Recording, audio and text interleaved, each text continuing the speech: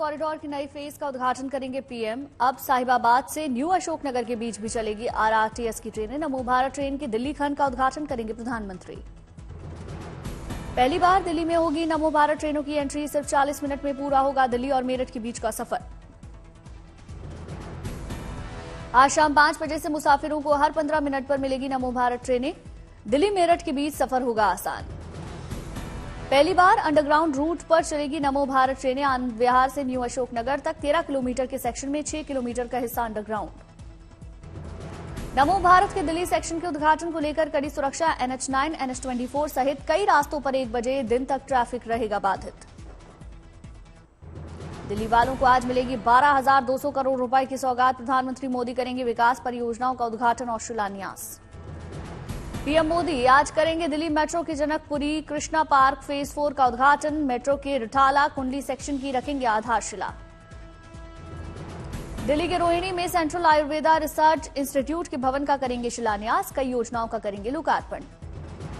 दिल्ली में रोहिणी के जापानी पार्क में 1 बजे दिन में विशाल रैली को संबोधित प्रधानमंत्री करेंगे। विधानसभा चुनाव के लिए बीजेपी के अभियान को रफ्तार देंगे। दिल्ली की परिवर्तन रैली में प्रधानमंत्री कर सकते हैं बड़े ऐलान। आम आदमी पार्टी को घेरने की कर सकते हैं कोशिश। अमित शाह का आम आदमी पार्टी के संयोजक अरविंद केजरीवाल पर वार। कहा उन्होंने एक बड़ा 45 करोड़ रुपए का शीश महल खुद के लिए बनाया। अमित शाह ने आगे कहा, केजरीवाल जी आपको दिल्ली की जनता को पाई पाई का हिसाब देना पड़ेगा। कांग्रेस नेता अजय माकन ने केजरीवाल पर बोला हमला। कहा ट्वीट कर लिखा, पंजाब में दिया धोखा, अब दिल्ली नहीं देगी मौका। दिल्ली निर्वाचन कार्यालय ने आप सांसद संजय सिंह के आरोपों पर विस्तृत स्पष्टीकरण दिया। नाम काटने के लिए गलत आवेदन देने वालों के खिलाफ FIR दर्ज। इमाम को सैलरी नहीं मिलने के विवाद के बीच दिल्ली LG ने वक्फ बोर्ड CEO की नियुक्ति की। उपराज्यपाल ने की दिल्ली सरकार की आलोचना। दिल्ली के कालकाजी विधानसभा क्षेत्र में पंजाब एकेडमी का प्रोग्राम रोके जाने पर सियासत हुई। आपने लगाया आरोप। रमेश बिधूड़ी के कहने पर कार्रवाई। दिल्ली पुलिस ने सफाई दी। बीजेपी ने दिल्ली विधानसभा चुनाव के लिए उम्मीदवारों की पहली सूची का ऐलान किया। कुल 29 उम्मीदवारों के नाम घोषित। बीजेपी ने नई दिल्ली सीट से केजरीवाल के खिलाफ पूर्व सांसद प्रवेश वर्मा को बनाया उम्मीदवार। CM आतिशी के खिलाफ पूर्व सांसद रमेश बिधूड़ी को टिकट दिया। दिल्ली चुनाव के लिए बीजेपी के उम्मीदवारों की लिस्ट पर आम आदमी पार्टी ने तंज कसा। कहा पहली लिस्ट में वही लोग जो संसद में गाली गलौज करते थे। दिल्ली में पानी के गलत बिल से परेशान लोगों के लिए राहत। पूर्व मुख्यमंत्री केजरीवाल ने पानी के गलत बिल माफ करने का ऐलान किया। संजय राउत ने लाडली बहन योजना को लेकर महाराष्ट्र सरकार पर निशाना साधा। कहा सरकार ने इस योजना का उपयोग चुनाव जीतने के लिए किया। ये योजना एक बड़ा घोटाला हो सकती है।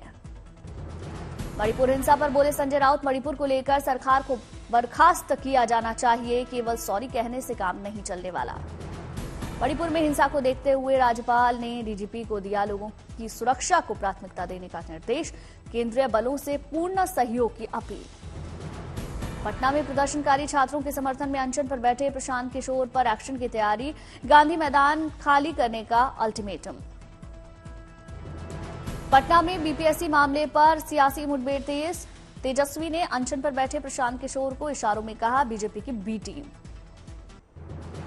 बिहार के मोतिहारी समेत कई इलाकों में कार्यकर्ता संवाद यात्रा करेंगे नेता प्रतिपक्ष तेजस्वी यादव। कहा BPSC मुद्दे पर 6 तारीख को महागठबंधन के दल बिहार में फिर करेंगे प्रदर्शन।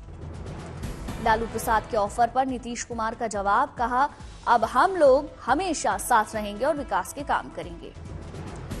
यूपी के सियासी हलचल के बीच CM योगी से मिले मंत्री आशीष पटेल। बीजेपी अध्यक्ष JP नड्डा से मुलाकात। प्रधानमंत्री मोदी के बाद अब कांग्रेस अध्यक्ष मल्लिकार्जुन खड़गे ने अजमेर शरीफ दरगाह के लिए भेजी चादर। रक्षा मंत्री राजनाथ सिंह की ओर से भी पेश की जाएगी दरगाह में चादर। छत्तीसगढ़ के पत्रकार मुकेश मर्डर केस में आरोपी सुरेश चंद्राकर के ठिकानों पर बुलडोजर एक्शन। जांच के लिए SIT का गठन। 3 आरोपी गिरफ्तार। यूपी के कांग्रेस अध्यक्ष अजय राय ने योगी सरकार पर निशाना साधा। भ्रष्टाचार मामले पर जवाब मांगा। राज्यसभा सांसद दिनेश शर्मा का बयान, प्रधानमंत्री करते हैं सभी धर्मों का सम्मान। अजमेर में चादर चढ़ाने पर विवाद अनुचित। केंद्रीय मंत्री सुकांता मजूमदार ने ममता सरकार पर तंज कसा। कहा CM और मंत्रियों के बयानों में तालमेल नहीं। AIMIM चीफ असदुद्दीन ओवैसी का बीजेपी और आम आदमी पार्टी पर निशाना। कहा दोनों में कोई फर्क नहीं। तेलंगाना के सीएम रेवंत रेड्डी का ऐलान, जिनके पास नहीं है उन्हें सरकार जारी करेगी नए राशन कार्ड। दिल्ली के सांसद और केंद्रीय मंत्री हर्ष मल्होत्रा का बयान, इस बार दिल्ली से गोल होगा आम आदमी पार्टी का बस्ता। दिल्ली में बीजेपी की पहली लिस्ट में रमेश बिधूड़ी का नाम होने पर कांग्रेस नेता दानिश अली ने निशाना साधा, कहा लोकतंत्र को शर्मसार कर रही है पार्टी। एनसीपी अजीत गुट के नेता छगन भुजबल का बयान, नहीं चाहिए मंत्री पद, धनंजय मुंडे के मुद्दे पर कुछ भी बोलने से इनकार। महाराष्ट्र में शिवसेना यूबीटी को झटका, मुंबई में पार्टी के कई नेता और कार्यकर्ताओं ने थामा बीजेपी का दामन। जामनगर में राज्यसभा सांसद इमरान प्रतापगढ़ी के खिलाफ पुलिस में शिकायत दर्ज, सोशल मीडिया पर भड़काऊ वीडियो डालने का आरोप।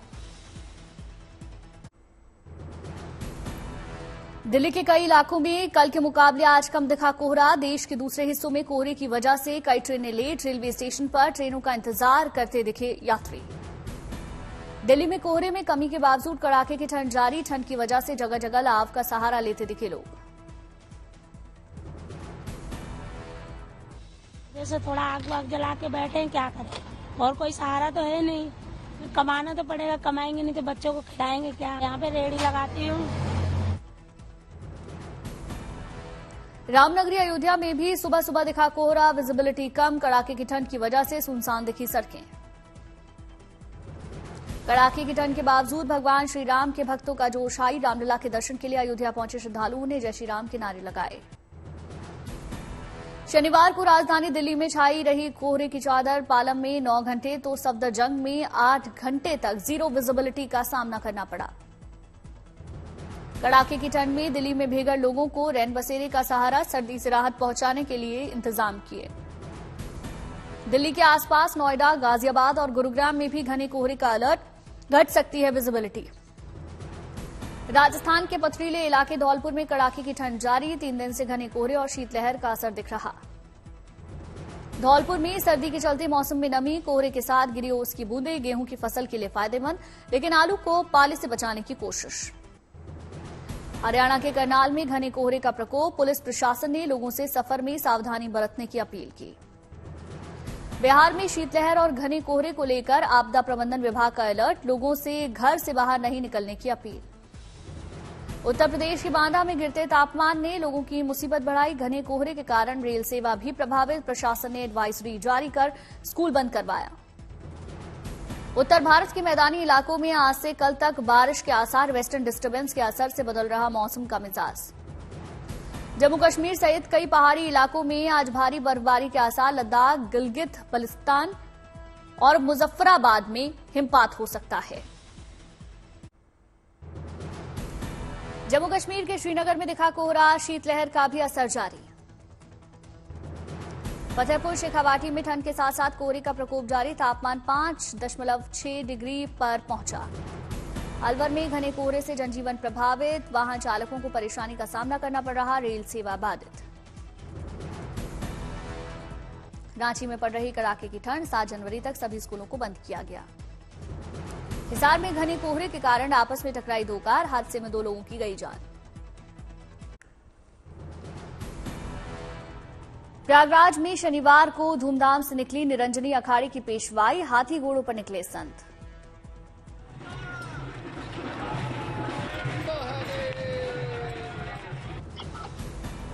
मठ बागमरी गद्दी से हुआ निरंजनी अखाड़े का महाकुंभ में छावनी प्रवेश, लोगों ने किया शानदार स्वागत।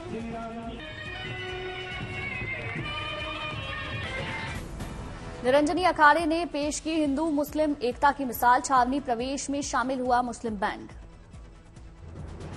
अखिल भारतीय अखाड़ा परिषद के अध्यक्ष महंत रविंद्र पुरी ने कहा, सभी मुस्लिम हमारे भाई, लेकिन धर्म भ्रष्ट करने वालों पर लगी रोक। क्रिकेटर मोहम्मद कैफ के गंगा में डुबकी लगाने का साधु संतों ने किया स्वागत, कहा कट्टरपंथियों को सिखाया सबक।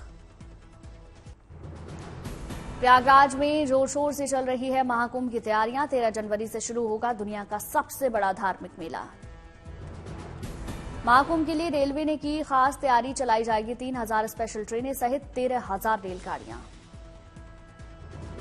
महाकुंभ के लिए प्रयागराज के रेलवे स्टेशन पर चकाचक हुए, किए गए मुसाफिरों की सुविधा के पुख्ता इंतजाम। महाकुंभ के सिलसिले में प्रयागराज के रेलवे स्टेशन पर विशेष मेडिकल सुविधा की व्यवस्था। रेलवे स्टेशन पर बनाए गए चिकित्सा सहायता केंद्र, एम्बुलेंस की भी मिलेगी मदद। प्रयागराज महाकुंभ में सुरक्षा के खास इंतजाम, ड्रोन से रखी जा रही रेलवे स्टेशन और सार्वजनिक जगहों पर नजर। दिल्ली में नेशनल पुलिस मेमोरियल पर दिल्ली पुलिस डिस्प्ले बैंड और रिट्रीट सेरेमनी। दिल्ली पुलिस के बैंड ने समा बांधा। दिल्ली पुलिस के बैंड ने मधुर धुनों से मोहा लोगों का मन। अनूठी धुनों और लयबद्ध प्रदर्शन से सबको मंत्रमुग्ध किया।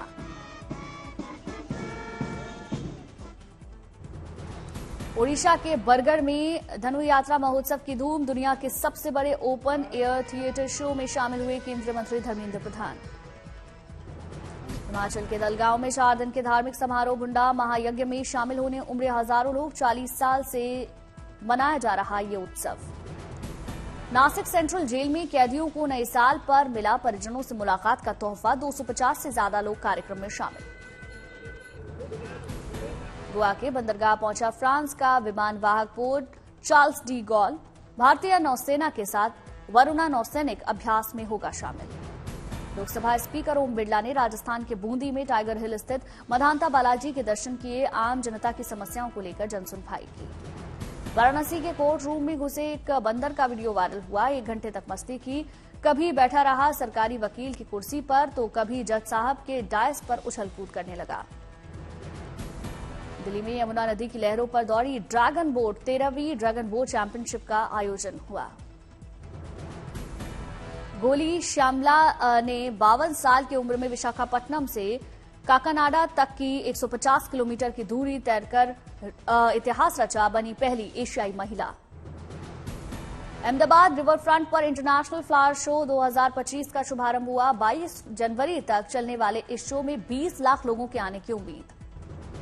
अहमदाबाद इंटरनेशनल फ्लावर शो 2025 को इस बार 6 अलग अलग जोन में विभाजित किया गया। लोग अपने साथ परिवार की सेल्फी फोटो खींचते हुए दिखाई दिए। दिल्ली के श्री पीठम में 108 कुंडलीय महालक्ष्मी महायज्ञ की शुरुआत। राजर्षि घनश्याम ने शुरू की पूजा अर्चना। युग ऋषि जगदाचार्य महापंडित चंद्रमणि मिश्र के सानिध्य में हो रहा है महायज्ञ। पीथमपुर में यूनियन कार्बाइड का जहरीला कचरा जलाने वाली कंपनी पर असामाजिक तत्वों ने पथराव किया। पुलिस ने मौके पर ही खदेड़ा। घटना के बाद भारी पुलिस बल की तैनाती। दरभंगा में भारी बवाल। आरोपी को पकड़ने वाली पुलिस टीम पर चारों तरफ से घेरकर हमला। कई पुलिसकर्मी गंभीर रूप से घायल।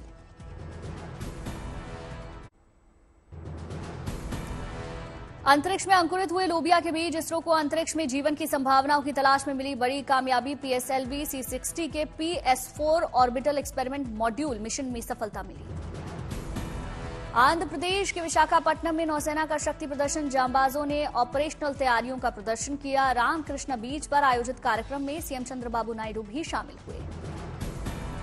नौसेना के जांबाजों ने समुद्र के बीच मुश्किल हालात में चुनौतियों से निपटने के कौशल का किया प्रदर्शन। समुद्र में हेलीकॉप्टर से रस्सी के रास्ते नीचे नाव पर उतरे जांबाज। केंद्रीय मंत्री प्रहलाद जोशी ने उज्जैन में बाबा महाकाल के दर्शन किए। महाकालेश्वर मंदिर में भस्म आरती में पत्नी के साथ शामिल होकर बाबा महाकाल का आशीर्वाद किया। अपने आप को हम आके दर्शन करके भस्म आरती में भाग लेते हैं। अपने आप को मैं पुण्यवान मानता हूं कि आगे ही बैठ के बाबा जी का दर्शन भी हो गया, महाकालेश्वर का दर्शन हो गया। अहमदाबाद रिवर फ्रंट पर इंटरनेशनल फ्लावर शो 2025 का शुभारंभ। 22 जनवरी तक चलने वाले शो में 20 लाख लोगों के आने की उम्मीद। अहमदाबाद इंटरनेशनल फ्लावर शो 2025 को इस बार 6 अलग अलग जोन में विभाजित किया गया। लोग अपने साथ परिवार की सेल्फी फोटो खींचते हुए नजर आए। दिल्ली के श्री पीठम में 108 कुंडीय महालक्ष्मी महायज्ञ की शुरुआत। राजश्री घनश्याम ने शुरू की पूजा अर्चना। युग ऋषि जगदाचार्य महापंडित चंद्रमणि मिश्र के सानिध्य में हो रहा है महायज्ञ। पीथमपुर में यूनियन कार्बाइड का जहरीला कचरा जलाने वाली कंपनी पर असामाजिक तत्वों ने पथराव किया। पुलिस ने मौके पर खदेड़ा। घटना के बाद भारी पुलिस बल की तैनाती।